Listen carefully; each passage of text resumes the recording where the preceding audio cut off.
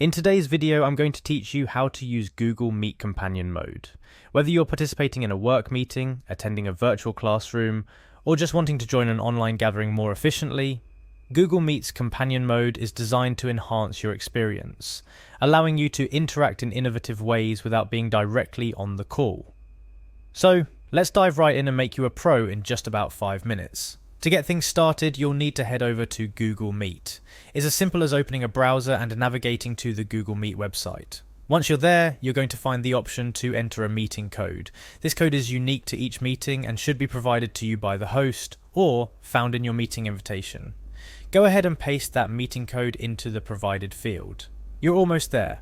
After inputting the meeting code, click on the Join button.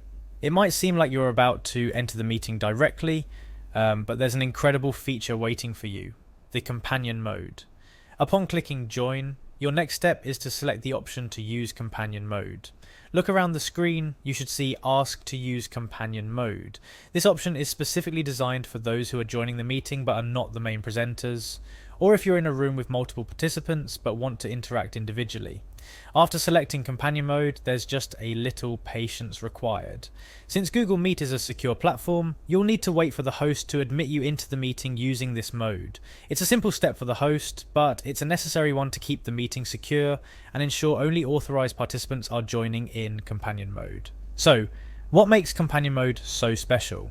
Well, it allows you to be part of the meeting without being directly on the video call.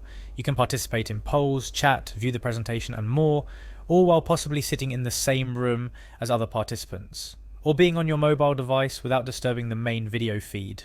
And that's it. You've successfully navigated to and are ready to use Google Meet's Companion Mode. Remember, whether you're part of the global workforce adapting to the new normal of online meetings or a student attending classes virtually, knowing how to use Companion Mode can significantly enhance your Google Meet experience. Thank you for joining me today. I hope this guide helps you make the most out of your online interactions using Google Meet. Remember to practice using Companion Mode to become comfortable with the steps, and soon you'll be joining your meetings like a pro. See you in the next tutorial.